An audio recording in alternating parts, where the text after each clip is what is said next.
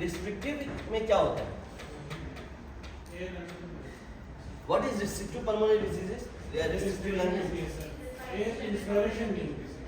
Restrictive lung disease में क्या होता है कि आपका जो लंग है उसका जो पैरेन्काइमा है, इसमें तो देखो पैरेन्काइमा में तो कोई मसला नहीं था, ऑब्स्ट्रक्शन हो रही थी ना।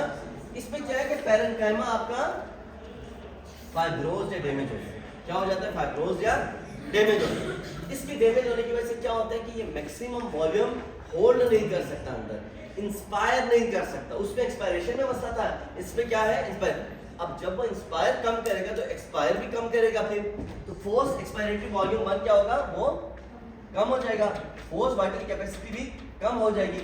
लेकिन फोर्स एक्सपायरेटरी FeV1 और FVC जो रेशियो है वो बढ़ जाएगी। तो क्या हो जाएगी?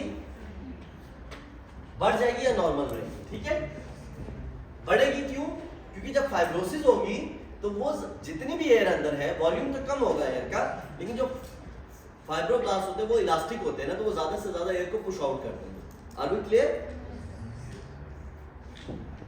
अच्छा, let's talk about now COPD। तो हमने क्या कहा था कि क्रोनिक ब्रोंकाइटिस का पेशेंट स्मोकर होगा, 3 महीने तक उसको कफ रहेगी, प्रोडक्टिव होगी और वो 2 साल तक होनी चाहिए।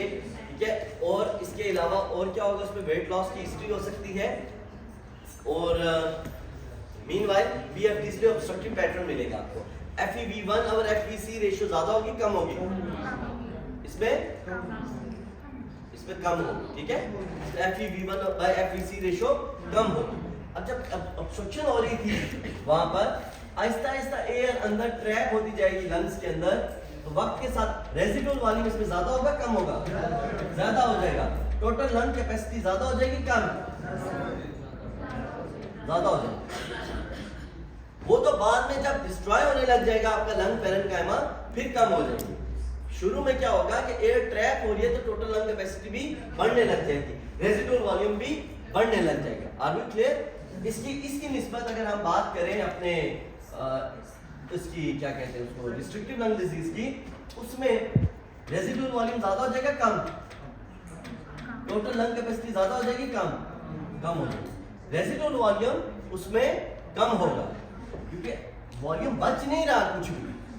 ठीक है, FeV1 कम होगी, FVC कम होगी। अगर MCQ आता है कि FeV1 क्या होगी रिस्ट्रिक्टिव लंग डिजीज में, अक्सर बच्चे गलती करते हैं, ज्यादा लिख देते हैं, कम होगी। FeV1 बाय FVC रेशियो ज्यादा होगा। Are we clear? ये टेक्निकल पॉइंट है छोटा सा।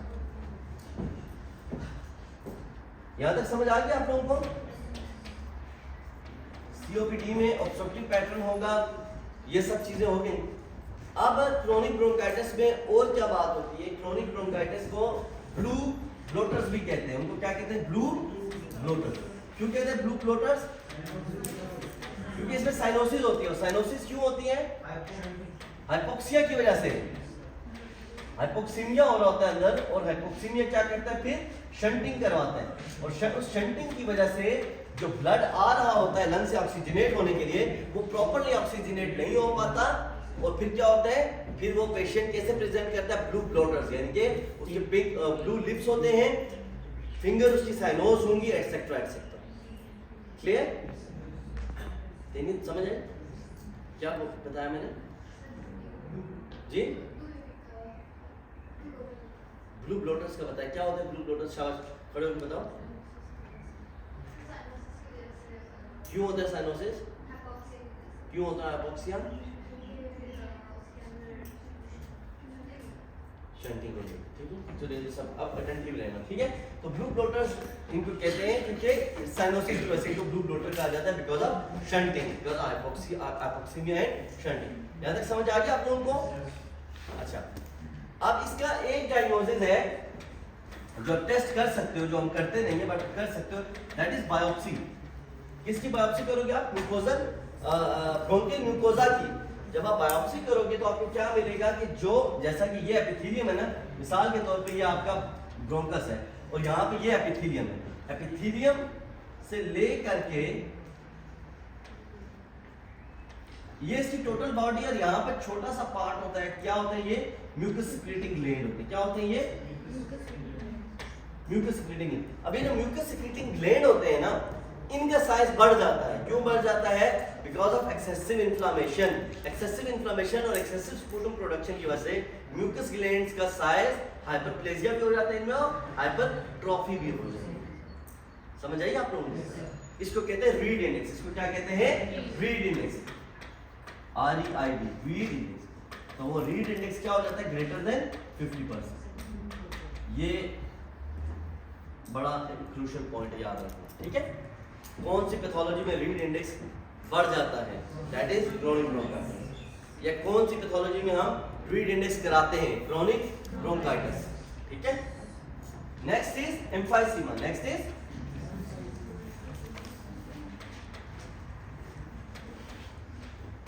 एम्फाइसीमा। एम्फाइसीमा दो तरह का होता है, एक होता है सेंट्रोएसिनार और एक होता है पेन एसिनार। पहले तो ये बताओ एम्फीसीमा होता क्या है? Alveolar destruction. एल्व्यूलर डिस्ट्रक्शन को एम्फाइसीमा कहते हैं। क्या होता है? एल्व्यूलाई जो हैं वो आपके डिस्ट्रॉय होने लगते हैं। Alveolar destruction. उस एल्व्यूलर डिस्ट्रक्शन वाल्व डिस्ट्रक्शन की वजह से क्या होता है? अच्छा, कैसे पता चलेगा ये COPD है या एम्फाइसीमा है? ये वाला पेशेंट ऐसे प्रोडक्टिव का फॉर ग्रेटर देन 2 इयर्स है, ये इसके लिए नहीं, ये that is for chronic bronchitis, ठीक है जी? अच्छा, एम्फाइसीमा में क्या होता है? एम्फाइसीमा में डिस्ट्रक्शन होने लग जाती है। किसकी? आपके लंग्स के एल्वेलाई की। और अगर आप इसकी एक्सरे कराओगे उसमें आपको क्या मिलेगी? हाइपरलुसेंसी मिलने लग जाती है, इंक्रीज एयर ट्रैप मिलने लगती है, इंक्रीज लुसेंसी ऑफ लंग फील्ड मिलने लगती है आपको। किसके ऊपर? चेस्ट एक्सरे के ऊपर। और COPD के पेशेंट के लिए मैं टेस्ट बताना भूल गया, आई एम सॉरी। सबसे पहला टेस्ट डिस्निया और शॉर्टनेस ऑफ ब्रेथ वाला अगर बंदा आपके पास आएगा, पल्मोनरी फंक्शन टेस्ट से पहले भी जो आपने टेस्ट करवाना दैट इज चेस्ट एक्सरे। बताया था ना मैं, TB रूल आउट हो जाएगी। तो चेस्ट एक्सरे सबसे पहले आपने करना है। चेस्ट एक्सरे में आपको जो COPD का पेशेंट होगा उसमें क्या होगा? इंक्रीज एयर मिलेगी आपको, ट्रैप। तो इंक्रीज एयर ट्रैप होने से क्या मुराद है? ज्यादा ब्लैक और डार्क मिलेगा। दूसरा, फ्लैटनिंग ऑफ डायफ्राम। जब आप एक्सरे लेते हो, अगर आपने कभी एक्सरे देखा हो तो आपका डायफ्राम यूं होता है थोड़ा सा, ऐसा ही है ना? एक्सरे देखे कभी आपने? उसमें कैसे दिखते हैं आपको डायफ्राम? जो नीचे वाला पोर्शन होता है डायफ्राम का, जो नीचे वाला पोर्शन होता है, ये नीचे लंग की बेस का, तो यहाँ पे डायफ्राम यूं होता है। इसमें क्या होता है? COPD का पेशेंट फ्लैट डायफ्राम के साथ आता है ऐसे, क्योंकि ज्यादा एयर जब ट्रैप होती है तो वो उसको नीचे पुश कर देती है। और flattened diaphragm is one of the क्या is always associated with COPD. या COPD is always associated with flattened diaphragm। अक्सर यूएस असेंबली में जब कभी क्वेश्चन आता था या एक्सरे आता था तो उसमें फ्लैटेंड डायफ्राम हमें दे देते थे, बाकी हिस्ट्री नहीं दे देते। तो हम बताते थे कि स्मोकर है, उसका फ्लैटेंड डायफ्राम है, तो it is COPD। Alveolar destruction होगी। एल्व्यूलर डिस्ट्रक्शन क्यों होगी? एक, अगर पेशेंट स्मोकर है, स्मोकिंग की वजह से क्या होता है? इन्फ्लेमेशन होती है।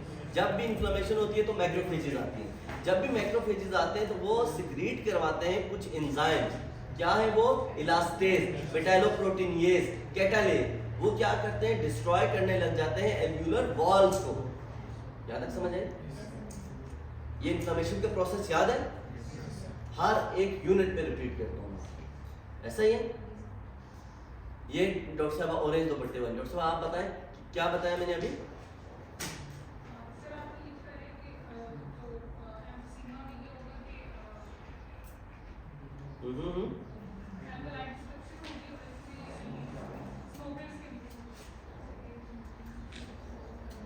चलो बैठ जाओ, अब दोबारा सुनो, ठीक है? बैठ जाओ। मैंने कहा है कि स्मोकिंग करेगा पेशेंट तो क्या होगा? एल्व्यूलर डैमेज होंगे। एल्व्यूलाई जब डैमेज होंगे तो वहां पर इन्फ्लेमेशन होगी। जब इन्फ्लेमेशन होगी तो मैक्रोफेजेस आएंगे। मैक्रोफेजेस आएंगे तो वो मेटालोप्रोटीनेज और कैटालेज सिक्रीट कराएंगे और इलास्टेज, और वो क्या करेंगे? इन टर्न डैमेज करना शुरू कर देंगे आपके एल्वेलाई को। तो एक्सरे पे आपको क्या मिलेगा? इंक्रीज एयर स्पेस मिलेगी। क्या मिलेगा आपको? इंक्रीज एयर स्पेस मिलेगी चेस्ट एक्सरे पे। क्यों?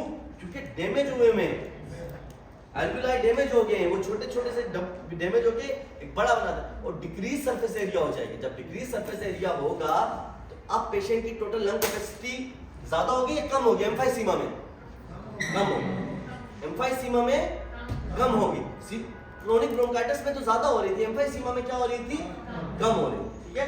और क्रोनिक ब्रोंकाइटिस को अगर आप डायग्रामेटिकली समझने की कोशिश करो तो आप ऐसे समझोगे, ये देख रहे हो, ये रहा आपका ब्रोंकस और यहाँ पर समझो कि नर्विंग हुई हुई है, देख रहे हो, ये नर्विंग, और ये इसको इंटर्न क्या करा देता है, फिर फुला देता है ऐसे। ये बाहर वाला जो है ये क्रोनिक ब्रोंकाइटिस के पेशेंट है। Are we clear? समझ आ गई? ऐसे बड़े बड़े उनके बलून टाइप के जो है वो लंग्स होने लग जाते हैं। आपको समझ आ गया एम्फाइसीमा जी? आगे चलते हैं, इससे आगे दो कॉजेज हैं इसकी, एक है सेंट्रोएसिनार और एक है पेन एसिनार। सेंट्रोएसिनार जैसा कि नाम इंडिकेट करे कि एल्वुलाई के सेंटर डैमेज होते हैं सिर्फ इसमें। अगर मिसाल के तौर पे ऐसे हैं आपकी ये एल्वुलर वॉल है, अगर तो सेंट्रोएसिनार क्या करता है, इसके सेंटर को डैमेज करता है। पेन एसिनार क्या करता है, पूरे का पूरा एल्वुलस डैमेज करता है, पूरे का पूरा एल्वुलाई डैमेज करता है आपके, ठीक है। पेन एसिनार किसमें होते हैं? एक डिजीज है जिसका नाम है alpha 1 antitrypsin deficiency, alpha 1 antitrypsin. और सेंट्रोएसिनार सिंपल स्मोकर्स में होता है। अब अल्फा 1 एंटीट्रिप्सिन डेफिशिएंसी जो है ये फैमिलियल डिजीज है, ये क्या है? ये फैमिलियल, ये फैमिली में रन करती है और ना सिर्फ लंग्स को इन्वॉल्व करती है, अलॉन्ग विद दैट ये लिवर को भी इन्वॉल्व करती है। तो अगर आपके पास एक पेशेंट आता है डिस्निया के साथ, शॉर्टनेस ऑफ ब्रेथ के साथ, dyspnea, shortness of breath, cough, along with that उसके एलएफटीज भी रेज हैं, you should have a strong suspicion of emphysema. या अगर एक पेशेंट आता है cough, dyspnea, obstructive pattern, COPD का पेशेंट बन रहा है लेकिन स्मोकर नहीं है, you must have a suspicion for alpha 1 antitrypsin deficiency। alpha 1 antitrypsin deficiency में होता क्या है बेसिकली? एनीबॉडी कोई बता सकते हैं? अल्फा 1 एंटीट्रिप्सिन जो है, नॉर्मली अल्फा 1 एंटीट्रिप्सिन इलास्टेज को डिस्ट्रॉय करता है आफ्टर इन्फ्लेमेशन। जब भी लंग्स में इन्फ्लेमेशन, जैसे मैंने बताया था कि मैक्रोफेजेस आए, उन्होंने इन्फ्लेमेशन की लंग्स में, तो इलास्टेज वहां पे जो बन रहा था उसको डिस्ट्रॉय अल्फा 1 एंटीट्रिप्सिन करता है। इसमें चूंकि अल्फा 1 एंटीट्रिप्सिन की डेफिशिएंसी हो रही है तो वो क्या कर देगा,